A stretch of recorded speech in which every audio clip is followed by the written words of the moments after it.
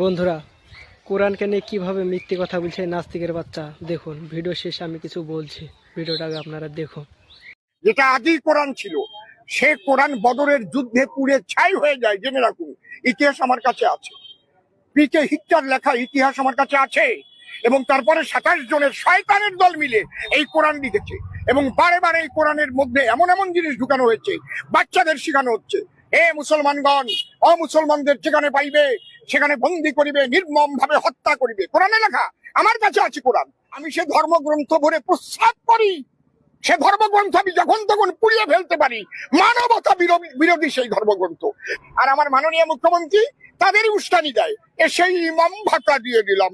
আরে তোর ইমামরাই তো করে এইসব শিখায়, উগ্রপন্থী তৈরি করে, আর তাদের যে ভাতা দেয় তাকে আমার বলার মতো কোনো মানসিকতাও নাই। ওনার মুখে আমি থুতু দিই।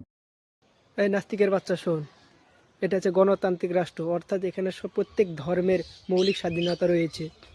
অতএব আমি তোকে বলতে চাই যে তুমি রাজনীতি করছো সে ঠিক আছে, কিন্তু ধর্ম নিয়ে বেশি বাড়াবাড়ি করো না। আমার সরকারের কাছে অনুরোধ, এই নাস্তিকের বাচ্চাকে অতি শীঘ্র আইনের আওতায় নিয়ে এসে কঠোর শাস্তির ব্যবস্থা করা হোক।